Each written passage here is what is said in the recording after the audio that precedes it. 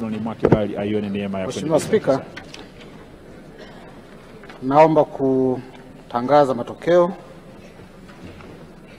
na kabla hapo naomba kutoa taarifa kuwa matokeo haya yamethibitishwa na Mheshimiwa Jacqueline Msongozi kutoka kambi ya walio wengi na Mheshimiwa Agnesta Kaiser kutoka kambi ya walio wachache. Mheshimiwa Spika, matokeo ni kama ifuatavyo: idadi ya kura za hapana 0.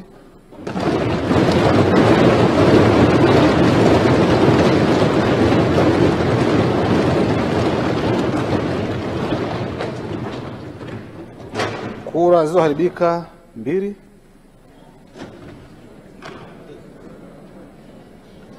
Kura za ndio 369.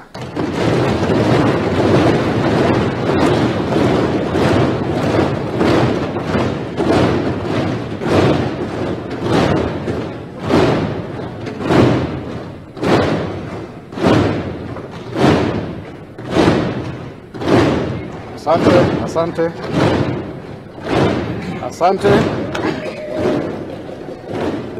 Na hii inafanya idadi ya kura zote zilizopigwa kuwa 371.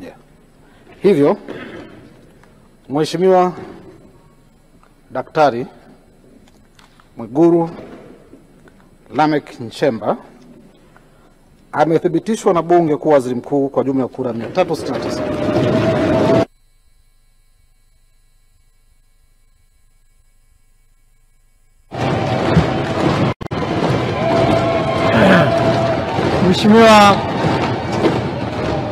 Mheshimiwa Mwigulu, karibu kwa shukrani, na ukimaliza kaa kwenye kiti chako rasmi. Kwa maendeleo ya sekta ya utalii na huduma za hoteli nchini, Parrot Hotel iliyopo Kaloleni katikati ya jiji la Arusha ni fahari ya Tanzania. Ina bwawa la kisasa la kuogelea na kupumzika kwa watu wa rika zote, mapokezi yenye ubora.